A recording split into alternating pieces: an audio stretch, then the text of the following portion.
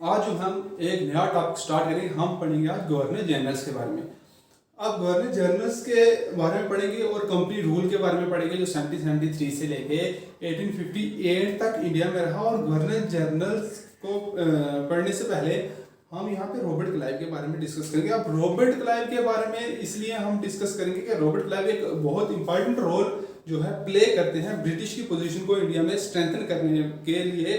तो सबसे जो इम्पोर्टेंट रोल रहता है वो किसका रहता है? Robert Clive. इसलिए पहले रॉबर्ट क्लाइव के बारे में कुछ डिस्कस कर लेते हैं। रॉबर्ट क्लाइव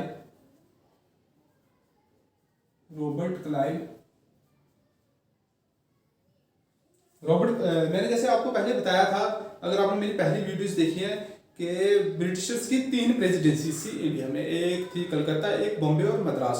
अब इन 3 प्रेसिडेंसीज में क्या था? अब 3 प्रेसिडेंसीज के अलग अलग गवर्नर थे। अब बंगाल, रॉबर्ट क्लाइव जो थे बंगाल के गवर्नर थे। और जैसे मैंने आपको बंगाल के बारे में पढ़ाया था, बैटल ऑफ प्लासी जो है एक टर्निंग पॉइंट देती है ब्रिटिश को इंडिया में एक टर्निंग पॉइंट मिलता है। किसकी वजह से? बैटल ऑफ प्लासी की वजह से। और रॉबर्ट क्लाइव का ये रूल है कि बंगाल के 2 बार गवर्नर रहते हैं। 2 बार गवर्नर रहते हैं। रॉबर्ट क्लाइव गवर्नर रहते हैं कब से कब तक? ही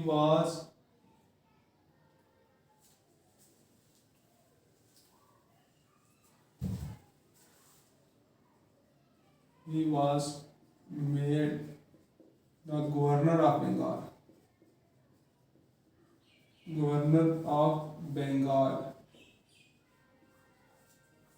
ट्वाइस, 2 बार रहते हैं। कब? फ्रॉम 1757 से लेके 60 तक एंड 1765 से लेके 1767 तक रॉबर्ट क्लाइव 2 बार गवर्नर रहते हैं बंगाल के। अब रॉबर्ट क्लाइव इंपॉर्टेंट इसलिए, जैसे आपने पहले मेरी एक वीडियोस देखी, मैंने आपको बताया कैसे एंग्लो फ्रेंच राइवलरी में रॉबर्ट क्लाइव एक इंपॉर्टेंट रोल प्ले करते हैं, कैसे बंगाल में रॉबर्ट क्लाइव एक इंपॉर्टेंट रोल ब्रिटिशर्स के लिए प्ले करते हैं। और ब्रिटिशर की पोजीशन को इंडिया में स्ट्रेंथन करने वाले यही हैं। और रॉबर्ट क्लाइव को क्या कहा जाता है? He was noun as the real founder of the British political dominions in India। Real founder कहा जाता है रॉबर्ट क्लाइव को। रॉबर्ट क्लाइव को रियल फाउंडर कहा जाता है British political dominions in India. अब रॉबर्ट क्लाइव 2 बार गवर्नर रहते हैं बंगाल के। आपको पता है प्लासी के टाइम में बहुत इंपॉर्टेंट रोल जो है वो रॉबर्ट क्लाइव प्ले करते हैं। और बंगाल को कैसे चलाते हैं मैंने आपको बताया था।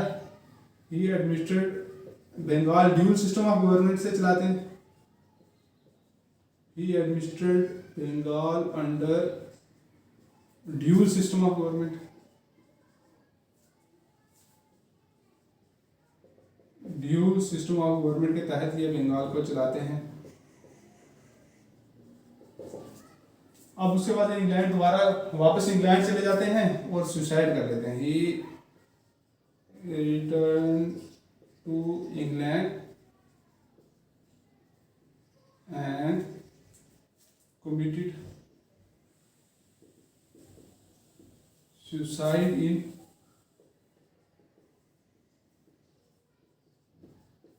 1774 में सुसाइड कर लेते हैं। मैंने आपको बताया रॉबर्ट क्लाइव 2 बार गवर्नर रहते हैं। रियल फाउंडर इन्हें कहा जाता है British political dominance in India का। और बंगाल को कैसे चलाते हैं? ड्यूल सिस्टम ऑफ गवर्नमेंट से। और रिटर्न हो जाते हैं इंग्लैंड में, दोबारा लौट के चले जाते हैं और सुसाइड कर लेते हैं 1774 में, क्योंकि इनके टाइम में कंपनीज में बहुत सारी करप्शन होती है। ईस्ट इंडिया कंपनी करप्ट हो चुकी होती है। अब नेक्स्ट रॉबर्ट क्लाइव के बाद इंपॉर्टेंट चीज है regulating act of 1773। Regulating act of 1773। Regulating act के बारे में हम पढ़ेंगे। 1773 का रेगुलेटिंग एक्ट इंपॉर्टेंट एक्ट जो है आपके सारे इंपॉर्टेंट है। इसलिए मैंने आपको कहा था कि आप अगर हिस्ट्री पढ़िए, आप इंडियन पॉलिटी की बुक ले लें, लक्ष्मीकांत की बुक मिलती है, उसमें आपको जो जितने भी एक्ट्स हैं वो सारे आपको उसमें मिल जाएंगे। यहाँ पे भी मैं आपको लिखवा दूंगा, समझा भी दूंगा। अब जो रेगुलेटिंग एक्ट है 1773 का, ये है क्या? फर्स्ट स्टेप था ब्रिटिश गवर्नमेंट का, first step of British government to regulate and control the affairs of East India Company. East India Company. It laid the foundation of central administration in India.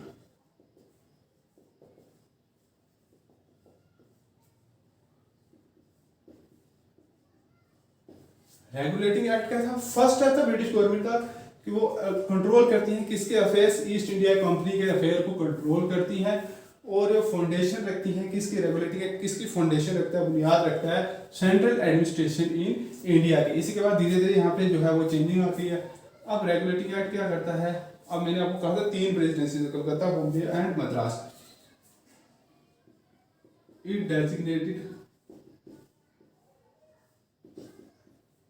the governor of Bengal,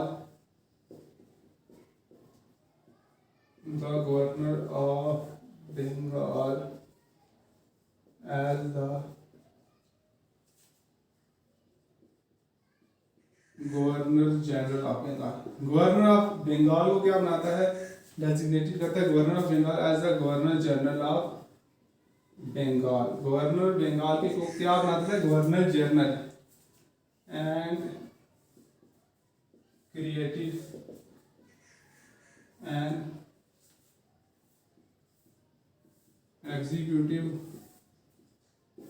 council of 4 members to assist him. The first such governor general was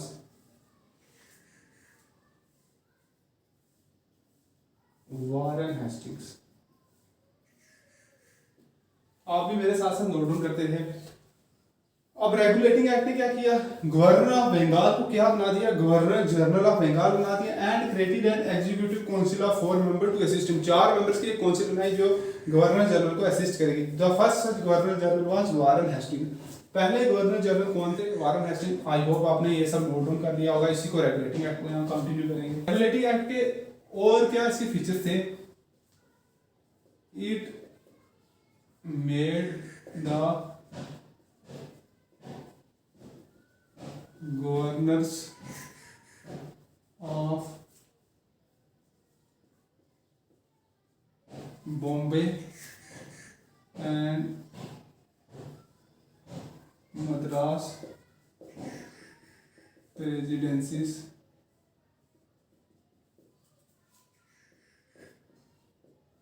subordinate to the governor general of Bengal. अब इस act के तहत क्या हुआ, जो governor थे बॉम्बे और Madras presidency के, वो किसके सबऑर्डिनेट आ गए, किसके अंडर आ गए, गवर्नर जनरल ऑफ बंगाल के अंडर। पहले ये प्रेसिडेंसी जो थी independent, unlike these 3 presidencies were independent. पहले ये प्रेसिडेंसीज, तीनों प्रेसिडेंसीज क्या थी, इंडिपेंडेंट थी। ठीक है, ये रेगुलेटिंग एक्ट के फीचर्स हैं। अब इस रेगुलेटिंग एक्ट में क्या हुआ, it provided for the establishment of Supreme Court at Calcutta in 1770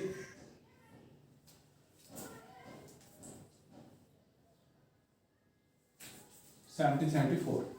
अब इस एक्ट के तहत क्या हुआ, सुप्रीम कोर्ट इस्टेब्लिश हुआ कलकत्ता में कब, 1774 में, comprising of one chief justice, एक चीफ जस्टिस था इस सुप्रीम कोर्ट में, एंड 3 अदर जजेस, और 3 और जजेस थे।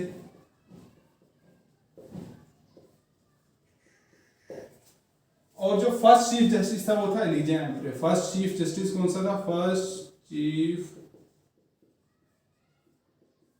Justice was Elijah Impey. Important है, कई बार एग्जामिनेशन में क्वेश्चन आ जाता है। सुप्रीम कोर्ट कब इस्टेब्लिश हुआ, इस्टेब्लिशमेंट हुआ सुप्रीम कोर्ट कलकत्ता में 1774 में। एक चीफ जस्टिस था और 3 अदर जजेस थे। जो फर्स्ट चीफ जस्टिस था वो कौन सा था, Elijah एम्परे।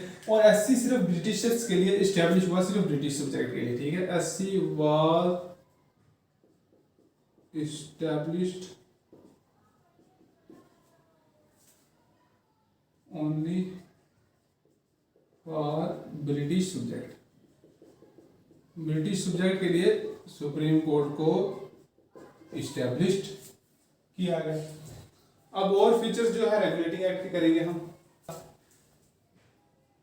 It prohibited the servants of the company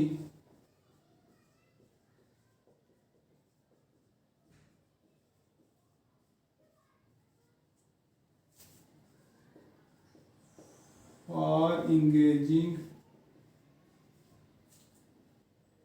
in any private trades or accepting presents or bribes from the natives। अब इसने क्या किया, जो कंपनी के सर्वेंट्स हैं उनको प्रोहिबिट कर दिया कि आप कोई भी प्राइवेट ट्रेड आप नहीं कर सकते, और किसी भी नेटिव से आप ना ही प्रेजेंट ले सकते हैं, ना ही आप ब्राइब्स जो है वो किसी भी नेटिव से आप लेंगे। और इसने क्या किया, it strengthen the control of British government over the company by requiring court of directors